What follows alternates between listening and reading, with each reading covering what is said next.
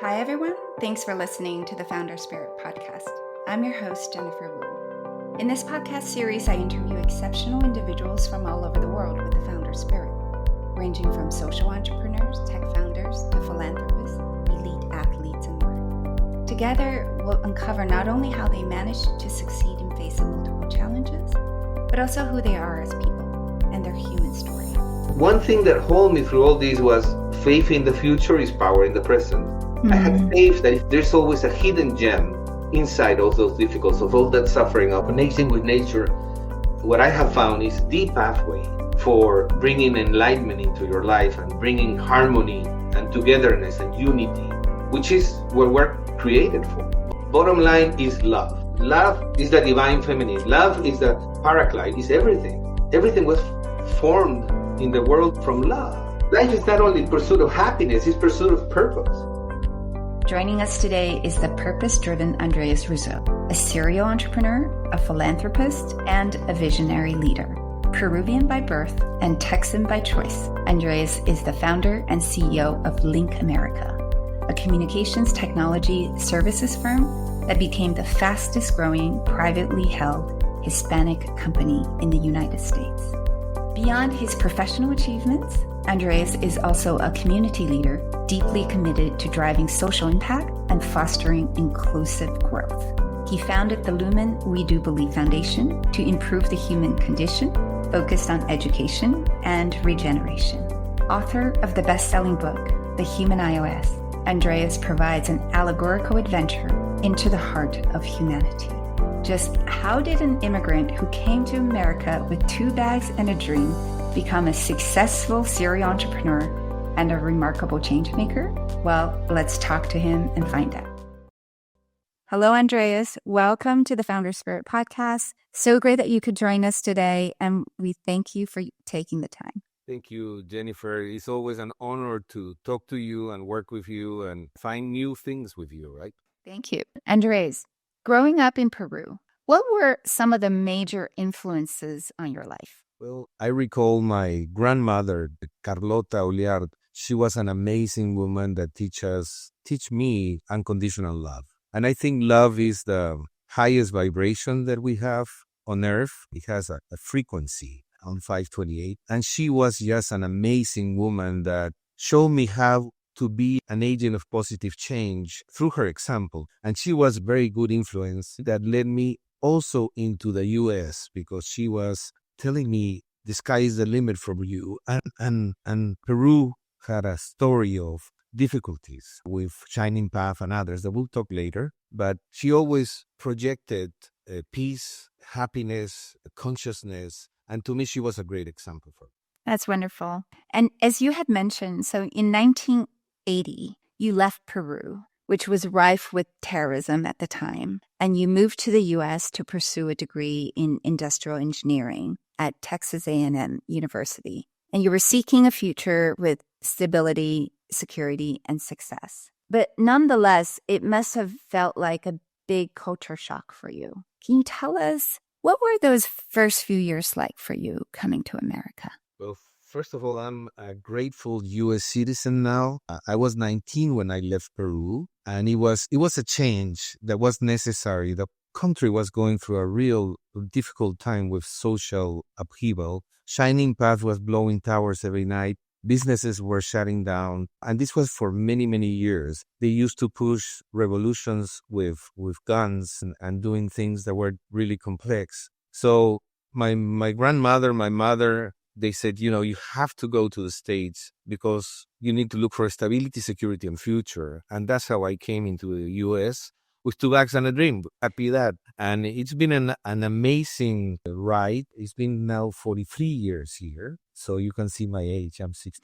And the reality is that I'm really grateful. I know we're going through some difficult times now, but still is an amazing nation that allows an immigrant like me to become a very successful person, right? Because it has the structure, the institutions, and good, solid laws where you can play and have sustainability. And that's what has made me grow into technology, into education, into real estate, and other things that I have done in my life. So I've read somewhere that you supported yourself with multiple odd jobs while at university. You've been a carpenter. You've actually dig sewage pipes and you built houses. And you've been called, yes, and you've been called a serial entrepreneur by necessity. And your entrepreneur journey started very early. You invested in your first startup upon graduation in 1983. And I also read somewhere in an article that you attempted 17 startups before creating your big success, LinkAmerica. Absolutely. And you don't. It's a, it's an interesting story of finding a way, right? And that's what entrepreneurs do. You find a way because life is not easy. You have to figure it out and then shift and constantly moves your cheese. And there is always in the lemons that you find in life things to make lemonade, right? We're talking about me wearing this lemonade shirt, which is meaningful to me. So yes, why 17 companies? In reality, was 17 initiatives that I was trying to figure out first how to stay in the States. So I graduated with engineering degree and there was a practical training visa for 6 months. But no company wanted to just train me for 6 months. You're non-productive in 6 months. And then what do? I had no permanent resident vehicle. So I have to figure out a way to land and stay in the States. I was a carpenter. I just started digging. I did a lot of odd works until and I bought my car. I found these oil exploration companies in College Station. And I said, if you give me my H-1 visa, I will work for you. And he says, I'll pay you $50 a week, give you a beaten old car, and you can live with 4 guys in a house. So I said, okay, I'm in. So I sold my car, put the $2,000. I was a shareholder. And that's how I started as an engineer with $50 a week. But that led me into trying to figure out a way, a path, a narrow path to get into opportunities that were bigger, more scalable, more sustainable. And I tried. I didn't know. In Peru, my family is very well known. My mother is the Julia Childs of Peru. My grandfather was the mayor of Lima and Miraflores, and he was very close to the president at that time. And he did a lot of amazing things, discovered Marca. But the challenge was that now I had no experience. I was a social security number here. I will mention a policeman will stop me and this, I am the son of Teresa. Oh, you go ahead. I don't give you a ticket. But here was different. Here it was a number. So how can so I started figuring out, and every idea I came up with, it became kind of a business. So I went from really bad to not so bad to bad. It's okay to not so good and then to good until I hit LinkAmerica. I was looking for a large ticket item, repetitive sales, and no competition, and I got into telecom. When I got into telecom in the 90s, I realized that was the place that I needed to stay because technology was just moving from analog to digital and now into IP and other things. So I stayed there and I founded LinkAmerica in 1994 and we had amazing rapid growth. I mean, we went from $0 to $12 million in 7 years, which is the 7 years that I call the fat cows because it was easy to make money. I was competing with a manufacturer, their market share, because they were not paying attention. They were making so much money. They were not paying attention to the repairs. So I focused on the repairs and I took 70% of the Siemens market in 2 years on repairs, large class 4, class 5 switches. And that catapulted me into all this growth, which was very interesting. And this is what America can do. And how did I figure out going from bad, not so bad into something good? I also joined the Chamber of Commerce because in the States, one of the things that I realized is that there's institutions that work. And if you don't know people, which I didn't, I was, again, a number, they say, well, use the path of the chamber. And then I got into a committee. I became a chairman of the committee. I came into executive board, and then I became a chairman. And that has been my path. So through chambers of commerce, I've met tremendous amount of people that I can, because of servicing. So I found a way to service our communities and at the same time to do good and do well. And that's how people say, hey, this guy, he's an agent of change. He's a leader. And then when I took control of the chamber in 2004, it became the #1 chamber of the United States. And we did more changes in the bylaws than they did in the last 60 years, to shore up. So I've been always a rainmaker an agent of change in everything that I touch and do. But that's been my story. And now, I mentioned the 7 years of fat cows, because in my life, I try to connect with the spirit in everything I do. I live with purpose, right? A purpose-driven life. So it was interesting. In the first 7 years, I went from 0 to 12 million. And I said, wow, this is amazing. And then 2001 comes, and we have a dot-com bust in March, and we have a 9/11 in September. And then I just bought a company from Siemens for digital loop carriers at that time. And I just built a humongous building. I bought the land and built a building. And then I saw the market coming down tremendously fast. And I said, oh my God. So the next 7 years, from 2001 to 2008, were my skinny cows years. It was really skinny for me. Million to 7 million to 5 million to 2 million. And I was in deep debt. I was 3 million in debt in 2007 with a manufacturing plant. And I say, if I don't sell this, I'm stuck. So I sold my assets. And it's a long story, but I'm just going to make it short. Sold my assets in 2007. And in 2008, I changed the plan. I went from 100% equipment, 100% services, from 4 buildings to 1, from 100 people to 5 during the skinny cows. And it was just brutal. But one thing that held me through all this was faith in the future is power in the present. I had faith that there's always a hidden gem inside all those difficulties, of all that suffering, of all that difficulty. And in 2008, we make the shift. So what was interesting was that 2008 comes, and I have 2 buyers. I engage with one company called CTDI, and they give me $1 million cash, and then they give me a $50 million line of credit. And with that, I am able to go from 2 million to 12 to 39 to 115 to 250 million in 4 years, which was like a hockey stick.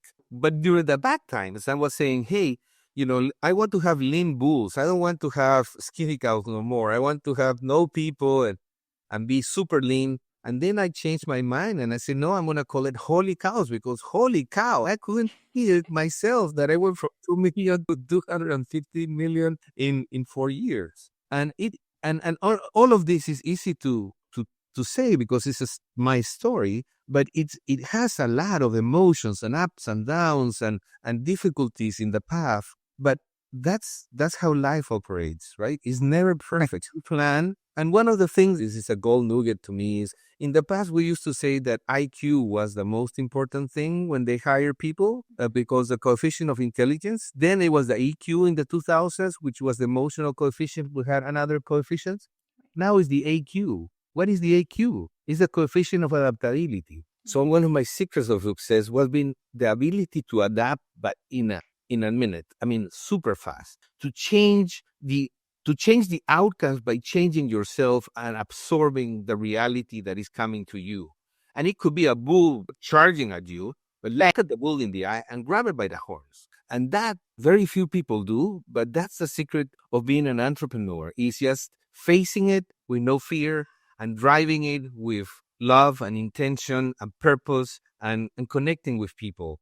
So that's been my story up to 2008. So 2008 to 2015 was holy cows. And I'm going to finish with a story because there's more cows coming. 2015, I start with education. And I say, well, there's 7 years and I have this path of 7 years. So what next? I go from holy cows to cows with a purpose, purposeful cows. And why? Because I stumble into education as I'm looking for what do I need to do to help others share the enlightenment that I'm getting in work and the impact that we can do in humanity that needs it. In 2015, the world was okay, but it was already going into a different dimension. And I say, let's get into education. So we find an opportunity to buy a piece of land that had a school with 90 kids in Costa Rica. And we get into education. And then I thought, this is a real estate deal. I'm buying it for half the price. It's a great deal. But then I couldn't let go the schools. And my partner says, let's make it work and get into education and run the school for a year. I said, okay, let's run it for a year and see how it goes. So now it's a total success. We're super engaged in education. We're running 3 schools now and 1 university. And so those years of cows with a purpose, 2015 to 2022, are the years where I get into education, which is double purpose and triple impact for me, because it really helps our Latin American people, which is where we're focused. That's LinkAmerica, 600 million people that I want to impact with God's grace, of course, to help them with technology, to bring knowledge and creativity. You put those together and bring innovation. And Latinos are super creative. So a little bit long on my answer. Oh, I love it. I love it. There's so many things that you said that I would love to unpack. Back to the beginning of your story, you attempted, as we had mentioned, you attempted 17 startups. You don't have to list all of them, but I understand you had run a real estate company and you had also imported fruit and vegetables during the winter months, and then you sold real estate in the summer months. During this time, did you ever think, oh man, I have a degree in industrial engineering. What am I doing selling real estate and perishables? Never. I swear to God, never have I thought about that. I was saying, what can I do? I had 3 kids. What can I do to give them stability and to give them education? And I was so focused on that I never stopped to think. I was just I was a human doing. At that time, I was pushing more than pulling from the universe. At this time, I'm pulling from the universe. At that time, I was just pushing. I wanted to be the president of the Hispanic Chamber. Push. I was the president. I wanted to sell $50 million. Push. I will do that. But yeah, that kind of activity has led me to be able to juggle 3, 4, 5 balls constantly. I am very well trained on that. And it's just because I had to learn how to survive and to thrive. And so I've done many more things. I know we won't have time to go into all of those things, but I did want to mention that in 1985, in the midst of doing so many different things, you founded your first nonprofit called Help Ayacucho Foundation. What motivated you to start your first nonprofit on top of running all your companies? I was so driven to be an agent of change and to help. I felt so close to my people in Peru. And my mother is from Cusco, and up in the Andes, in the Sierra, they were having a real hard time. And there was a lot of kids that were orphans. And I joined efforts with the U.S. ambassador, Anabela Jordan, at that time. And I built this nonprofit in the U.S. to attract funding and gifts and food. I also created the Padres a la Distancia, Fathers at a Distance, the first program of $30 a month, and you can adopt a kid. And I got a social worker to go and find these kids and take a picture and put a 2-3 paragraph story of them, which were difficult stories of brutality and how they saw their parents being murdered. And so I was very successful. But then in 88, 89, what happened was they threatened our social worker to kill her if she continued. They killed the priest that was working with us while he was celebrating Mass, shot him 6 times. 88, 89 was the worst time for Shining Path. And we stopped because of the situation that got so difficult in Peru. Fortunately, after that, Fujimori was president, which did a lot of good things at that time. He stopped that. But I continued with this connection with our community. I really believe that we are part of a whole. It's just that we're disconnected. We're not a self. We should be part of a whole. There should be no separation between us and our communities we serve. And that's part of why I did the foundation at that time.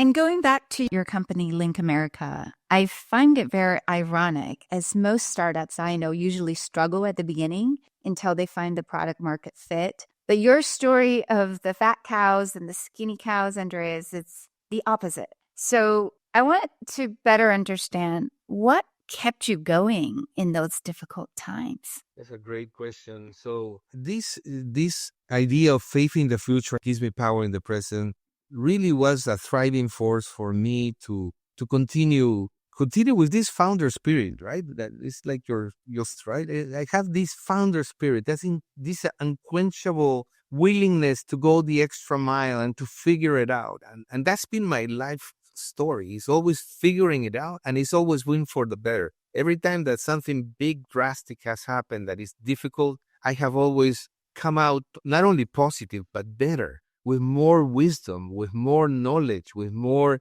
enlightenment. We're constantly transforming, and and changing. And the older you get, the wiser you also get. I don't know if I have answered your question, but No, I think so. Absolutely. Faith in the future is power in the present. Those are very, very powerful words. But the easy thing to do in a startup when you encounter some difficult period is to quit, right? That's the easy thing to do.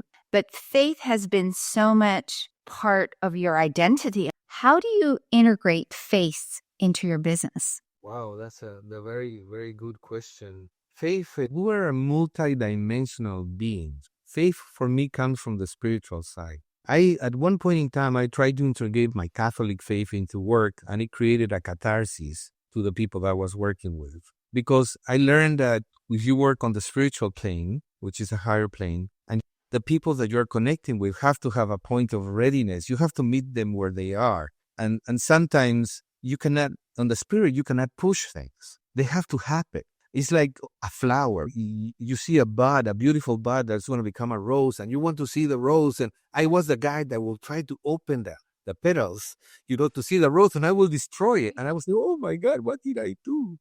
Now I wait. And it has its own timing. It has its own flow. And for me to find that flow is something that I do. The second thing is, to me, it's really critical that you listen to what comes your way, that you are always with your antennas on, connected to say, okay, what is the universe trying to tell me? That I am a little bit older, more experienced. I just don't resist the flow. I let myself flow, which is complex because you don't know what tomorrow brings. That's where the faith in the future is by my power. I will handle tomorrow because you have to live in the present. And this is part of also the consciousness, that we have the mindfulness of being here and now, which is where you connect with God, with your creator, and you connect with yourself.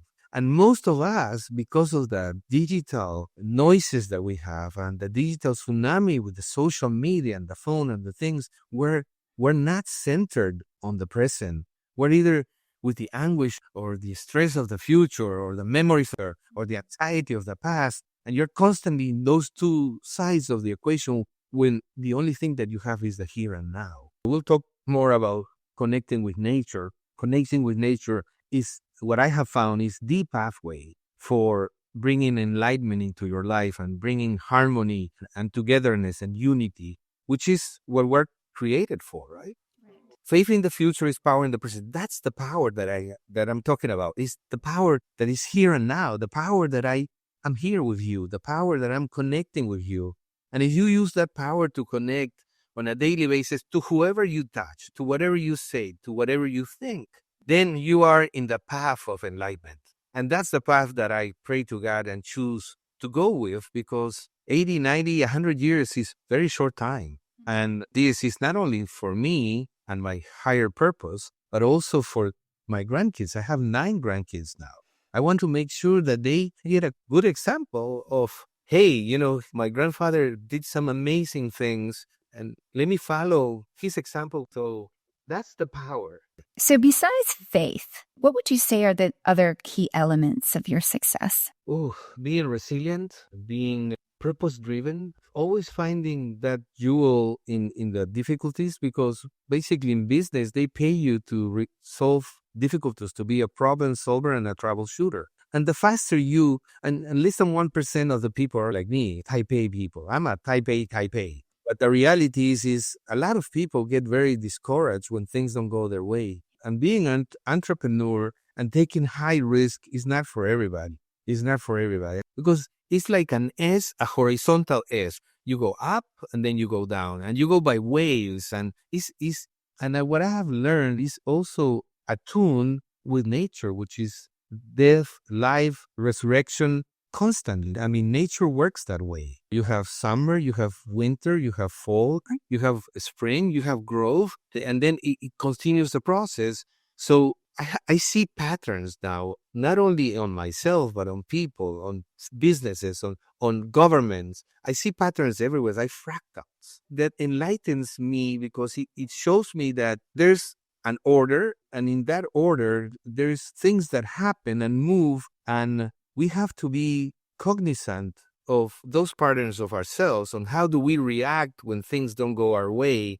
And that's where I call it faith, because it's the easiest way, but that's where the connection comes.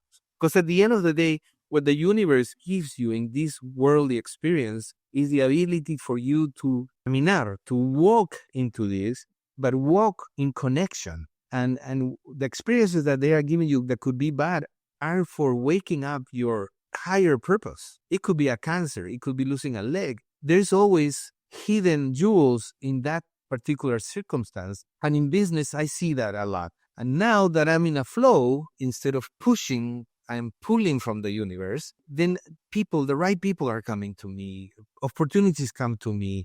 I just have to be very, very attuned with the frequencies and the vibration. And it's a law of attraction. The world needs people that are very conscious and that are healers. I mean, the world is going through a really difficult time now in terms of, we came up from COVID. Now we have all these wars and all this disconnection and dislocation. More than disconnection, is dislocated. The kids are dislocated. The politics are dislocated. The economy is dislocated. It's a hard time. So how can we make sense of all of what is happening, and how can you continue enlightening that? But what I'm seeing is that I'm meeting a lot of people that are in the same frequency that we're discussing now, that are trying to change the world, but that almost all of them are realizing that to change the world, they have to change themselves. It's an inside out. It's not a two-side in. And it's not the president or the governor or the pope that is going to tell you what is going to happen and what you have to do. It's you unveiling that divinity inside of you, connecting to that grace that is given by the Holy Spirit, by God, and letting that flow in your life so you can transform others and love people and unite. That's our biggest challenge. And if I can use my companies to transmit that path, that sacred path, and it's not a mutually exclusive, be highly spiritual, but at the same time, you can be highly profitable. I believe in people, planet, and profit. I believe in the triple bottom line. I believe in first take care of your people, but really take care of your people and train them and educate them and make them a better version of themselves, upgrade them, help them become a human being, not a human doing. Second, planet, do whatever you need to do with the planet. I'm involved with regeneration because we need to embrace the planet. That's the gateway to divinity. And we're lost. We're destroying it. We're killing it. And third, we can make a profit. If I can do the first two, we can still make a profit. And that's why I really believe that the path that we're taking is a narrow path because it's complex, but it's a real path of enlightenment. It's a path of grace that we're all called, but not we all respond to it. Right. And so speaking of higher purpose, Andreas, do you think you were born with this? I mean, it seems like that you already had a very early calling to the higher purpose. Do you think that you came here already with a higher purpose? Well, I think, yes, the Jewish tradition on the Kabbalists say that when you are born, God whispers to your ear your higher purpose, but the devil listens to it and he tries for you not to connect with it. I do believe that there is a trail, an Akashic trail of what we're called to be in our highest dimension, because out of love, you have all these magnificent geniuses, creation that we all have, 8 billion people, but we have to water and fertilize, and we have to let it grow and then keep it clean and make sure that you don't have any bugs. But it's a process. And the interesting thing is how you come into the world. So everybody has his personal history. I came into the world when my mother and my father had already separated. And then my grandmother told her, hey, you have to try again. You have 2 kids. You have to try again and get together one weekend. So they went, and on Sunday, my mother, she was very decisive, and she kicks my father out of the house. And she says, you're out. And then a month later, she says, oh my God, I'm pregnant. And that was me. So the world was collapsing for her. My father was doing other things. And here I come in that worst time for her. So I have had to do a lot of healing to her and myself because of all the emotions and feelings that she had. But my life has gone from that to now to very joyous. I have a wonderful wife, a wonderful companion. We're going to be 40 years married in February. She's the soulmate of my life. I knew that since I met her, and we're very happy. And we have 4 wonderful kids, three girls, 1 boy. And my boy is amazing. He's a National Geographic explorer. And if you do the Andres Ruzo TED, you will see him in his talk about the boiling river. And my girls gave me 9 grandkids. So I have so much to thank for in my path, in my journey. So anyways, I get excited about. No, you were definitely put here with a purpose, and what a purpose it is. But I want to go beyond your professional achievements, and I want to talk more about your commitment to drive social change. I think much of that comes from your faith and your belief in a higher purpose. So as you had mentioned, you bought an elementary school in Costa Rica called the Santa Monica School of Innovation in 2015, and it's currently serving over 300 low-income students. And there's 3 education pillars in the school: STEM, mindfulness, and entrepreneurship. STEM stands for science, technology, engineering, and mathematics, which it's very understandable why you would have that as a educational pillar. But why the focus on mindfulness and entrepreneurship? Well, mindfulness is a cognitive skill, right? It's a skill of the mind. And mindfulness is really the awareness of being present, the awareness of who you are inside out. So with my partner, we went through these ideas of, okay, what are the 3 basic legs of the stool? STEM definitely is critical because mathematics and science and all that, and learning to code now for kids, that's really important. But mindfulness, to me, especially with the noise that we have with the phone, I wasn't born with a phone in the hand. Right. I don't think you either. And the millennials, that is a curse and is also a blessing. But it's more of a curse because it's shining away us from the true nature of what we need to unite with.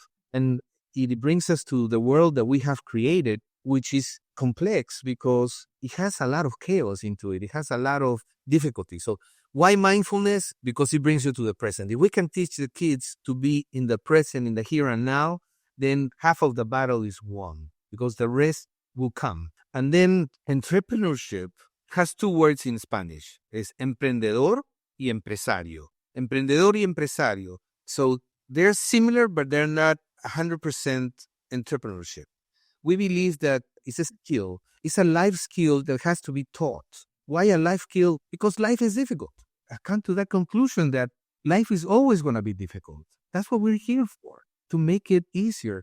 But you have to thrive. And if you have this spirit of being an emprendedor, you overcome the difficulties and you become an agent of change for your own life. If we can teach that skill when you're 5, 6, 7 years old, man, half of the future of your life is set. So how do you change the world? Is by changing yourself. If everybody can change themselves to become enterprising, to become aware, to bring their antennas on, then we are making an impact to change the world. And that's how I see us changing the world, is changing each of us one at a time. Going back, so just to continue with the biblical references, you've had 7 years of fat cows, 7 years of skinny cows, and then you had 7 years of holy cows, and then followed by the purpose cows. And you're stepping into a new era. At the end of post-COVID, you published a book called The Human iOS, which is this beautiful spiritual allegory that takes us on a sacred journey into the depth of our soul. And so all these references that you have about the antennas, about living inside out, before we jump into the details of that, in the preface of the book, you mentioned that you had faced 5 huge storms in recent years, and you had a heart condition that brought you face to face with your own mortality. So I want to ask you, how did this book come about? Well, great question. So I was wondering what was next because my 7 years have been very biblical in a way, but very real in my journey. And on August the 12th of 2022, I signed the contract with my editor to write the book. And then I realized, oh my God, it's been 7 years. So how do I call the next 7 years? So in 2022, I decided to call it Sacred Cows because I'm in a sacred 7 years now, and I hope it continues for the end of my life. But on August 12th of 1994, I founded LinkAmerica 30 years ago. On August 12th of 2022, I signed with my editor, and in 3 months, I download this book from the cloud, because that's my allegory, right? The book talks about universal truths that go beyond religion. It talks about connecting to those universal truths. And honestly, I wrote the book in 3 months, and I don't know how. My first book was going to be called Two Bags and a Dream. It's been 5 years. I haven't finished it. So it was kind of downloaded from the cloud. You see my analogy of technology. Why technology analogies? Because the book was written for Gen Zs, which understand everything about phones and iPads and everything that has to do with iOS. And I've been privileged for the last 40 years to work on technology. And I saw a lot of similarities between the spiritual life and technology. And I said, why don't I communicate a higher truth to the Gen Z that I see very dislocated with themselves, with nature, with God, and with neighbor? So how can I help them reconnect, meeting them where they are? I've talked to many of them. They want the truth, but they don't know how. And they are throwing out the window the baby with the bathwater with all religions. They're trying to do their own thing and try to figure out on themselves. Well, there's 10,000 generations that have done the same. Right. And what they have done is connect with nature. So the human iOS brings you in this allegoric journey, utilizing technology to bring higher truth into the world that we live. And in 2022, the metaverse was a big deal. So I start with the VUCA world, with a volatile, uncertain, complex, and ambiguous world, to try to set the framework where we're at. We're coming out of COVID, complex times. We need a new order. And then from the VUCA, we start journeying into a trip. 5 seekers. 2 are twins, boy and girl, Lita and Daniel. And she's a hacker, technical person. And he's an amazing kid. So those are the 2 main people on the book. And it's a journey that they have to take into South America, because his grandfather gives them a manuscript. They break it in half, each has half of it, and they don't know what it means, but they have this yearning to connect, which we all have it. Humanity has this yearning to connect with the Creator. It doesn't matter if it's the Incas or the Mayas or the Egyptians or the Aztecs. We all have it. We've always had it. And if you don't respond to that yearning, then you feel a huge vacuum. You have no purpose. Life is not only pursuit of happiness, it's pursuit of purpose. So what I tried to connect in the book was, hey, you have an iOS like the iPhone, but iOS is the internal operating spirit. It's your soul. It's your actual soul. And if your phone has a virus or a bug, what do? You reset, restore, and upgrade. What happens if your soul has a virus? You reset, restore, and you upgrade. Right. And if you upgrade to Jennifer version 2.0, you're becoming a better version of yourself. That's what we're called for. That's what the universe is asking you to wake up to. So that was my first postulate was, okay, you have an iOS that has some bugs. You need to download some new applications from the cloud, and you need to go to version 2.0. And the second thing is start living inside out instead of outside in. Why inside out? Because most of our younger generation, the outside defines what the inside is. Defines their moods, defines how they dress, what they do, which is not who you are. You have to awaken to who you are, that being that is a divine imprint, a fingerprint of our Creator. That's how we're going to solve the puzzle of the aloneness, of the unhappiness, of the vacuumness that we're feeling, that most of the younger generation feel. I talk to Gen Zs, they're anxious. Why? And it's interesting, Jennifer, because now they say, oh, we have a mental health problem. I said, mental health? We don't have a mental health problem. Oh, no, it's a collective mental health problem. No, it's not. We have a collective problem, which is we're not connected. That's right. There's a disconnection with ourselves. And that's not mental health. That's how it shows. It shows in mental health and guys shooting people in the malls and stuff like that. That's the dislocation that we're living in today's world. And that's why we have to bring light into that shadow so that we can actually improve the human condition. So the second thing is live inside out, don't live outside in. And the third one is very interesting because it it is the universal frequency or the universal Wi-Fi. And I downloaded from the cloud the picture on the book, which is this guy, right? Right. There is a Wi-Fi with a guy standing balancing. I have him balancing it in two circles. One circle is the material, one circle is the spiritual. Why balancing? Because every day you walk into the office, you have to maintain that balance.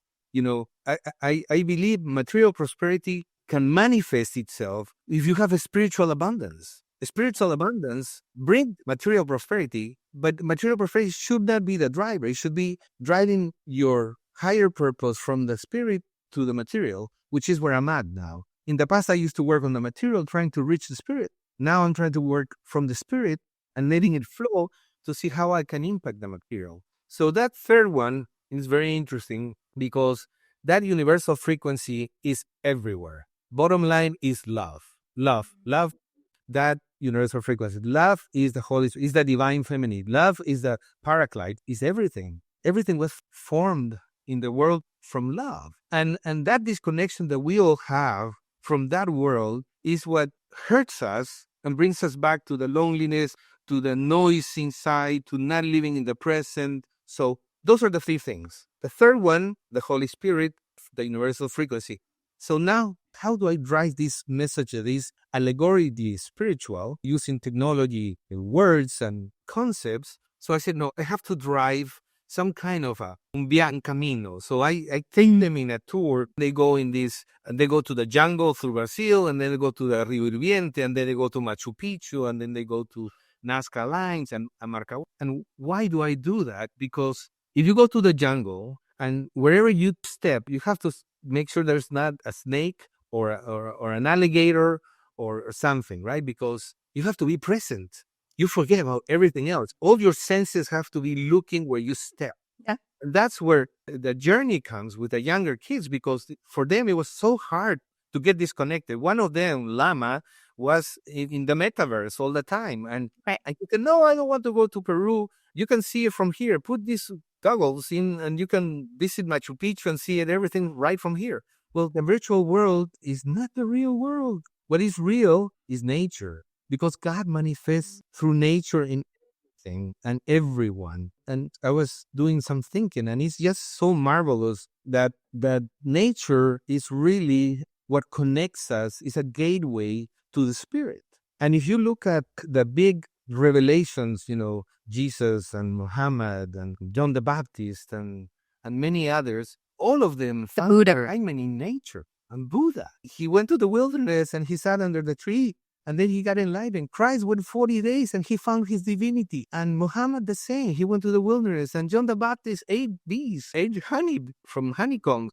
I mean, all of them, nature is the connection to that higher creator. And the Incas used to do the same thing, and they live in harmony. We love that, and we're killing it. So this is the path, and I hope as the journey continues, they start finding people, because the universe is conspiring to help them to awaken. It's always open. The grace is always, it's like the Wi-Fi in this house. It's always there, but I have to make the effort to connect. It's the human effort and the grace of God working together to connect. And this is that location that we have. So my job, what I felt that I was called for, was to open up a gateway for this younger generation to see themselves, to reconnect with themselves, to upgrade themselves, and then pray to the Holy Spirit to download new applications so they can say, hey, I can live more present. I can live more wholesome. I'm more connected with myself and others and nature and God. It's interesting. You mentioned people have a focus on mental health, and I have this discussion always that actually mental health is not the cause. It's a symptom. And the cause is because we've lost, as you said, our connection to nature, to the Pachamama, to Mother Earth. And because we lost connection to the earth, we've also lost connection to ourselves and to each other and to other species that are on this planet. But as many of us are now disconnected and we're unable to access our internal operating spirit, as you call it, we're unable to access our own human iOS. So how can we reactivate our own iOS to start downloading from the source. It's a conscious decision to reconnect. But what first comes to my mind is reconnecting with nature. That's what nature for me is so important, because nature really harmonizes you. If you can find that connection with nature, then the rest is going to flow. Let's talk about regeneration. 70% of the biodiversity in the last 50 years has been lost. Every second, we lose 2 football fields in South America because they're burning it. And you can have all kinds of statistics, but the Amazon gives us 25% of the oxygen in the world. And people are thinking, it's about the carbon. But the reality is that's at this level.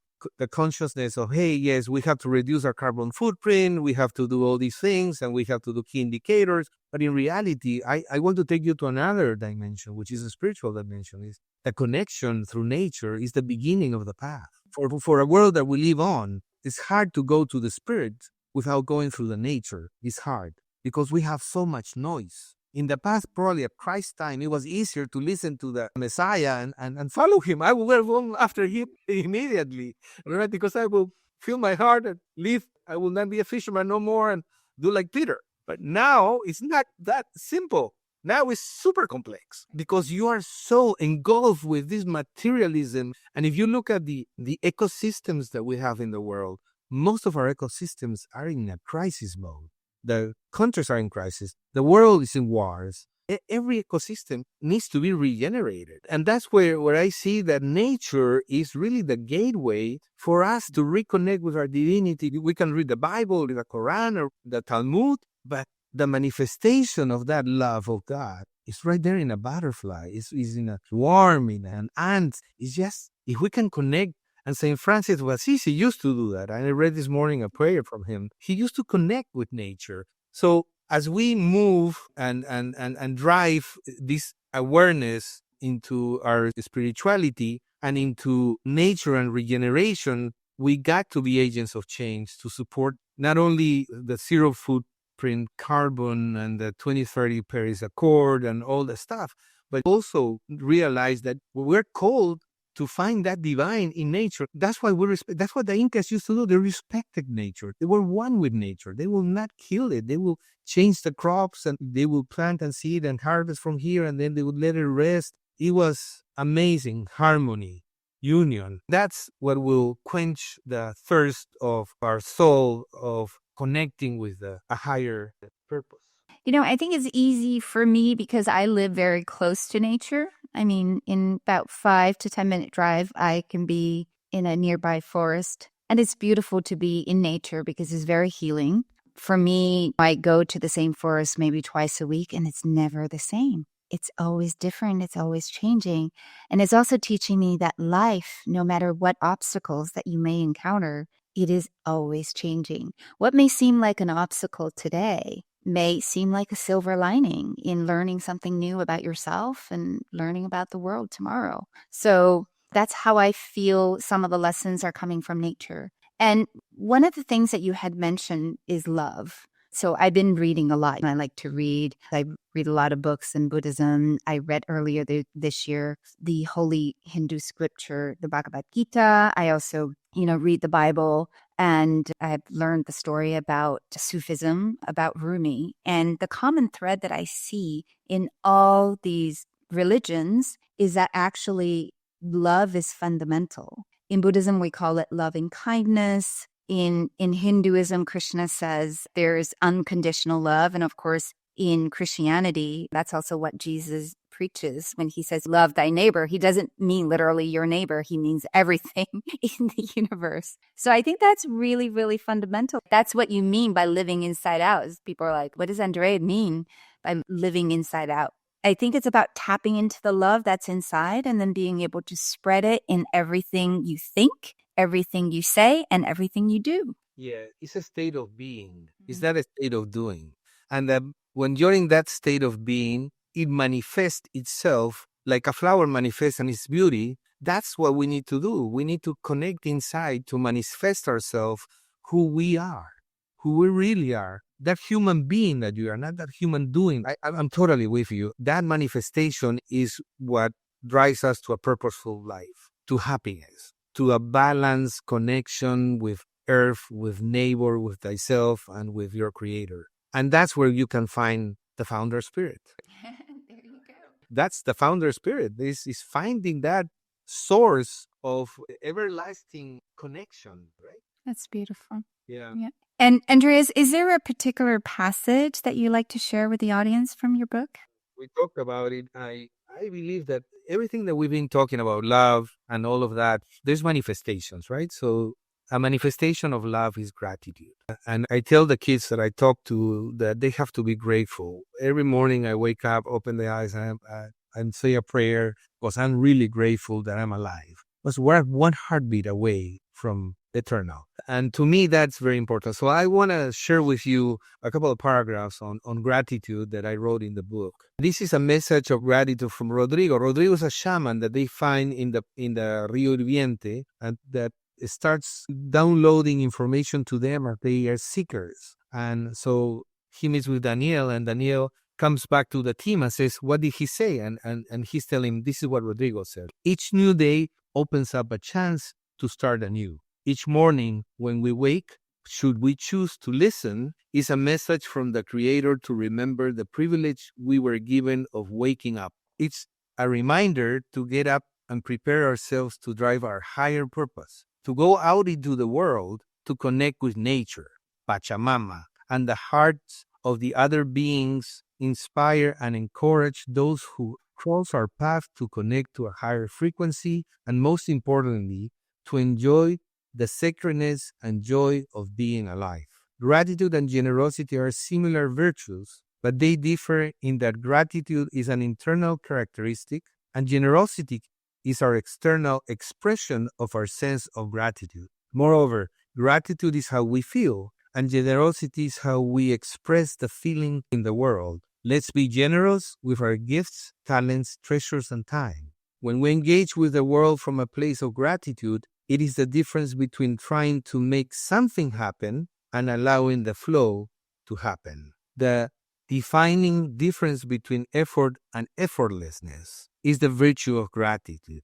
Gratitude is the gateway to the divine intuition, which allows us to be guided by our connection with the universal creator. The simple act of practicing gratitude disrupts negative thoughts, changes our mindset and soul set to see the world positively, and become agents of change, of positive change into humanity. Not only are we more attractive to others when we live in gratitude, but the most ordinary thing can become extraordinary, creating a fuller, more beautiful expression of our purposeful life. I think that was a download from I read that and I get goosebumps because it was a download. I mean, it was a moment of inspiration, connecting with the divine and manifesting here in a book. I mean, to me, that's beautiful. It really captures the spirit of gratitude. Angela. I love that. Beautiful. Thank you so much. You know, it's interesting because I do a gratitude journal, and sometimes I forget, so I skip them. But then when I'm feeling not so great, I started doing it. And then just with the act of doing it for 3 or 4 days, I start to come out from my trough. So I think gratitude is a really, really powerful practice that we could integrate into our lives. I love that. Andreas, your book really elevated my consciousness, and I hope that you will inspire the audience out there to find their own human iOS as a guide to return to unconditional love, or what you call the source of the universal Wi-Fi. Now, beyond the book and your focus on education, I also want to talk to you about regeneration. You had already mentioned that before. Your current project is called the WEGO platform, which is a large-scale restoration project with 4,000 acres of coastal property in Nicaragua to promote sustainability. I know you're in the process of launching the WEGO platform now, but can you talk more about the project and what your vision is? Sure. It's a beautiful project. First of all, the name, right, is We Go, is we go together. It's not I go, it's not ego, we go. And this originated also with a name called Ubuntu. Ubuntu means I am because we are, right? I am because we are. It's not about me, it's about us, it's about collective. And we haven't talked much about the collective consciousness, but the collective consciousness is really important because that's where we need to all gathered together, or that's where the frequency is going to take us all together. It's like the frequency is like a river.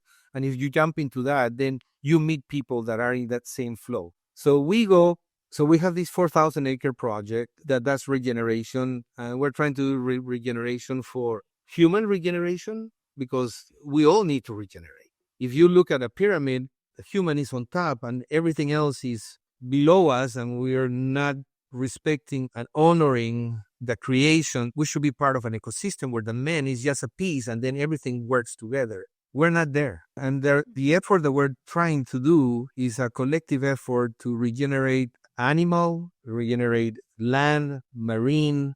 We have aquaculture. We're going to be doing hydroponics with that. So it's all organic.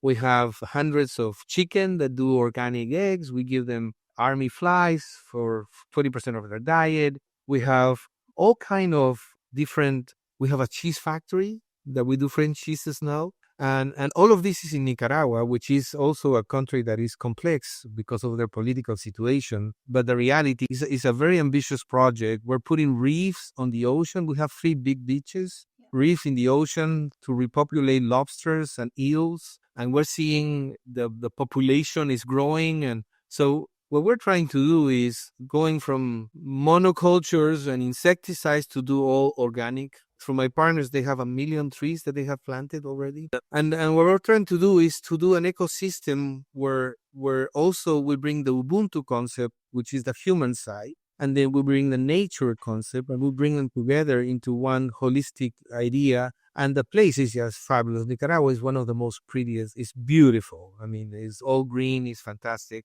We're trying to make a change. We're trying to figure out a way to develop a community of people like-minded, where we can have a collective consciousness of who we are, what we are, and then we can enjoy organic food and be part of a community in front of the beach. It's really cool, but it takes time. Like any startup, right? We're attracting the right people. We're attracting entrepreneurs also, where we help them put their business and incubate them in a way. We're trying to improve nature's condition and regenerate. In the past, I used to think about conservation. Let's do conservation, but I don't think there's much to conserve now. It all has to be regenerated, because we're past that point of conservation. I think we have gone beyond. Human has done a lot of things. You know, when we destroy nature, we degrade our own contact with divinity. And what we're trying to do is reset with nature so that we can reconnect with divinity. And WEGO is one of the ways that we do it. Yes.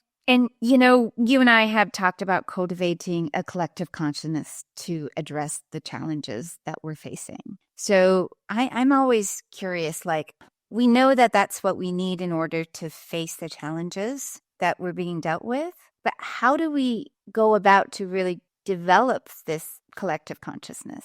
Some people may say, like, the use of psychedelics, but in your opinion, how can we cultivate, how can we develop this collective consciousness? Yes, I think the journey starts within. I don't think that the use of psychedelics, I don't believe in shortcuts in my life. I never try to take shortcuts because they don't take you anywhere. It has to be organic and it has to flow. Psychedelics can reconnect some stuff that is so disconnected and it can help there. But I think long term, what we need is to find a way to reconnect ourselves to ourselves. I think that if you start with the same process of reconnecting to yourself, then you continue opening up new dimensions where the collective consciousness resides. The collective consciousness is then a factor of your own self-awareness, purpose-driven consciousness, that as it evolves, it starts moving up into a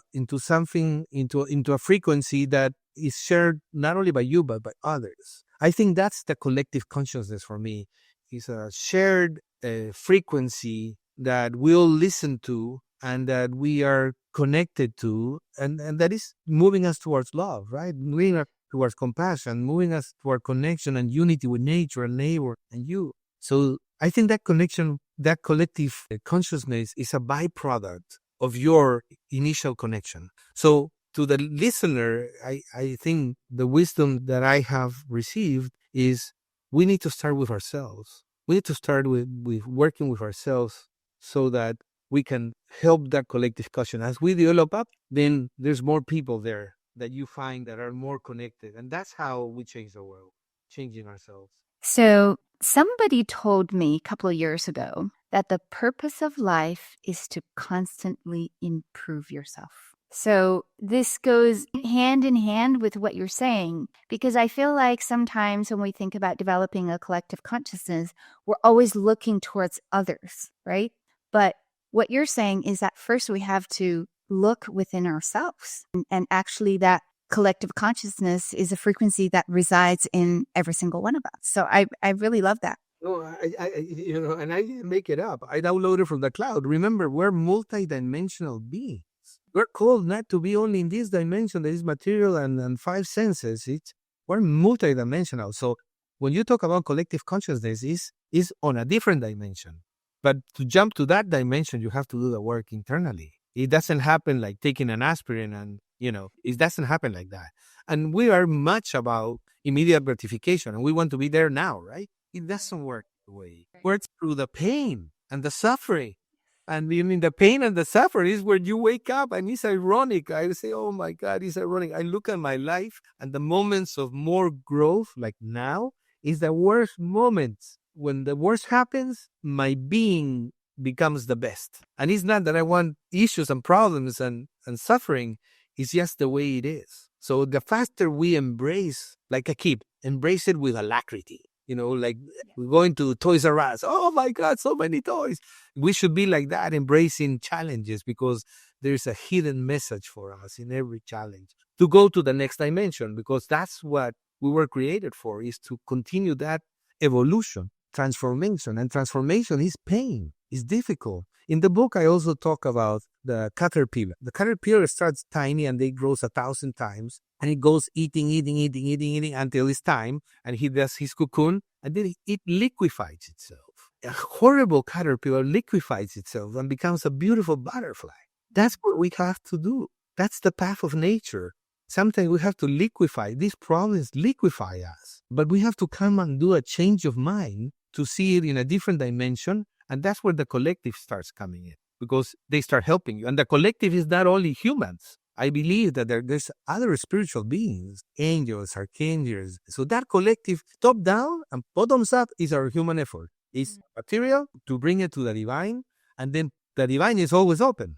The door is always open. It's just us have to unlock it from the material. It has to be unlocked bottoms up instead of top down. I think that if we get to that consciousness and mindfulness that we are created with a purpose, that God spoke into our ear who we need to be in his image and likeness, and we awaken that divine footprint that he has given us, then I would say, that's my legacy. I would love to end my life.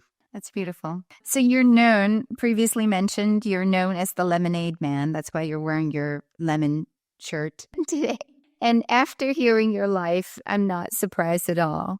But looking back, how has your life's purpose evolved? Oh, it's been a hero's journey, right? Like you start and then you fall and then you stand up again and continue, and you meet people and you get a mentor and then you fall again, and then death and resurrection. So to me, I will not change my life for anybody, honestly. I'm really who I am, and I'm really happy where I'm at. And I love to connect in this purpose-driven life, and I'm feeling awe all the time, right? Awe is that admiration of not knowing what tomorrow is going to bring, and to me that is super hard. As an entrepreneur, it's super hard not to plan for the next year and what you're going to do and who's going to move and all that stuff. I keep on doing it, but I do it now with more patience, with more cadence. I do it now with a spirit of letting go and letting flow and seeing how things move, because I'm always surprised. I mean, we plan and God loves. Not like that. I think never happens like that. To be able to embrace to what happens, what manifests, and always try to bring that divine consciousness into that experience that is happening, it enables me to continue that purpose-driven life that I have experienced from the get-go. Now is more intentful. Now is more. They say that life is like a toilet paper. The closer you get to the end, the faster it goes, right? So I feel that the day faster, yeah, as you get older. The weeks become days, and the months are becoming weeks, and the years are becoming months. And I say, I want to leave an impact. That's why I decided to buy this university in Costa Rica, because education has double purpose and triple impact.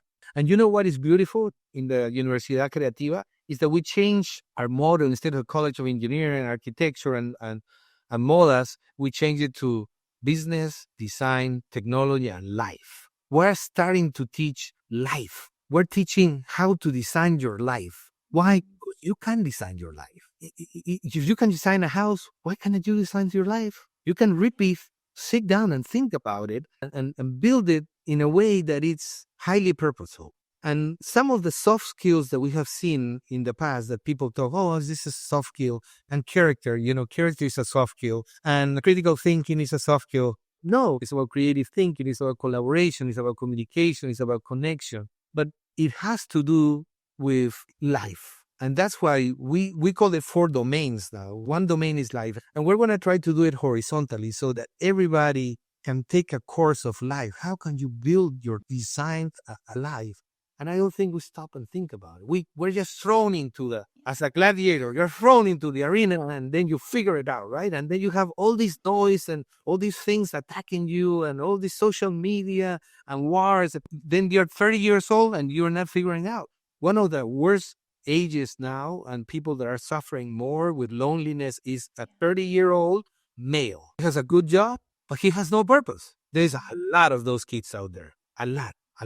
And that hurts my heart because they're dislocated from themselves, from nature, from others, from creator. And they should read the book because my book is 101 to reconnect. I'm planning to write another book now because I'm getting inspired on something much more deeper, but it's in line with what we have done.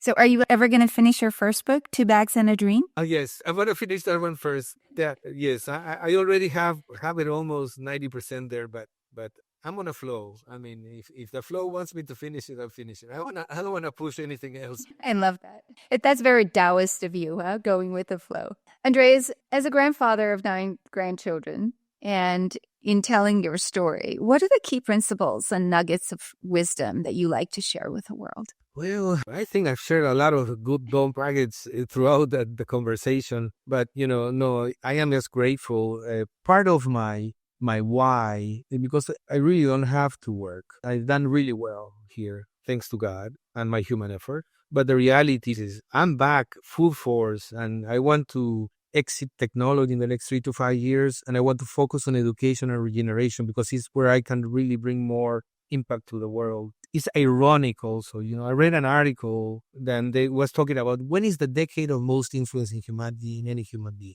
And the people say, oh, no, it's 30 to 40 because you're young. No, it's 60 to 70, number 1, 70, number 2, 50 to 60, number 3. And why? Because at 60, you have the money, you have the knowledge, you have the contacts, you have the experience, you have the platform, you have everything. And when do we retire? At 60.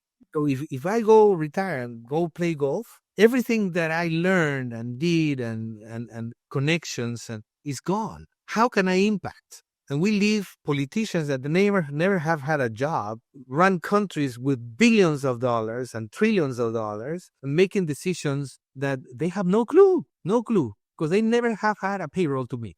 I believe that the new order is going to come through entrepreneurs, job creators, people that bring jobs, that innovate, and females. I really believe the females, this is the century for the female to thrive. The female divine, the female energy has to lead. If we had more females as president of countries, we'll have less wars. That's my take, at least. We need to change our mindset. We need to heal the world. That you guys are amazing creatures that give life. We need that healing energy now more than ever, because humanity is at the dawn. I see a lot of hope in the future. I don't want to be pessimistic. I see a lot of empowerment and a lot of people awaken and a lot of collective dimensions. But at the same time, I see a lot of darkness, a lot of shadows. So maybe this is the dawn. The next 10, 15 years is the dawn where we're going to have to realize that we have to change the way we think, the way we work, the way we act. And it's not through a COVID, but it's inside out. COVID was outside in. right? Keep in mind, it's always darkest before dawn. So maybe that's why we're going through such a turbulent period right now in this world. No. I do believe you're totally right, Jennifer. The darkest is before the sun comes up, and we're changing from Pisces to Aquarius, and Aquarius is a more collective awareness and higher dimension. So there's a lot of things that are manifesting, and I'm not an astrologist. I'm just saying that I see the collective is starting to really change hearts, change minds. Mind world, soul world, and heart world are being touched. And we just have to flow with that. So I hope that you continue doing your podcast for many, many years and bringing people to this kind of connection and awareness, because we need everybody. Everybody was born to be a giant. They just have to discover it, uncover it, and upgrade it. We're now coming to the end of our interview. And as you know, we end every episode with a quote. And for this episode, we have a quote from Robert Byrne, an American author, engineer, and billiard player. The purpose of life is a life of purpose. Andreas, thank you very much for coming on to the Founder Spirit podcast today and elevating our consciousness with your faith in a higher purpose. Thank you. If this podcast has been beneficial or valuable to you, feel free to become a patron and support us on patreon.com. That is patreon.com/thefounderspirit. And as always, you can find us on Apple, Amazon, and Spotify, as well as social media and our website at thefounderspirit.com. The Founder Spirit podcast is a partner of the Vilar Institute, a nonprofit foundation focused on accelerating the transition to a net zero economy and restoring planetary health.